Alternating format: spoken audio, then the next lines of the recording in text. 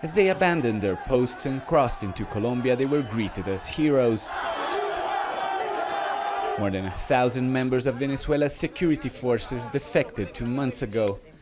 They promised loyalty to Juan Guaidó, the leader of Venezuela's opposition and self-appointed interim president. They expected it would soon help oust President Nicolas Maduro. You're doing the right thing, and my message to military families is the time is now. That's not proven to be the case. Maduro remains in office, and the defectors feel they've been abandoned, left to worry about their fate and that of their families back home. William Cancino is the only member of Venezuela's feared special forces known to have deserted.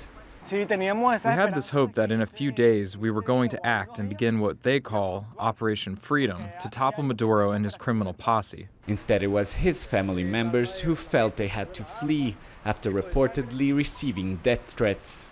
It kills me having to stay here standing idly by, knowing what's happening inside the country.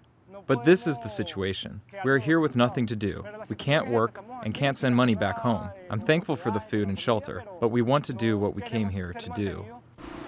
Most of the Venezuelan defectors are reluctant to speak to journalists. Some are being sheltered by the United Nations, others financially supported by Venezuela's opposition. The day we arrived, 50 were at risk of ending on the streets, since the opposition had not paid their bills. We don't understand how they are being so irresponsible after we answered their call, leaving our country and our career. The result is that we are increasingly divided and many have already left.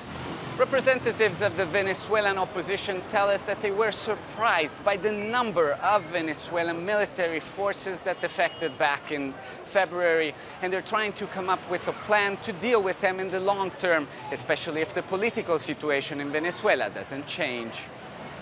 However, Guaidó's so-called ambassador to Colombia refused to comment. The Colombian government says they're doing what they can to assist. They clearly had larger expectations, which the Colombian government is not responsible for. We try to take care of them, as we do with the other 1.2 million Venezuelan migrants in Colombia.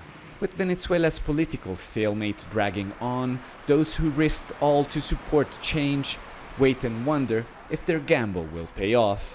Alessandro Rampietti, Al Jazeera, Cúcuta.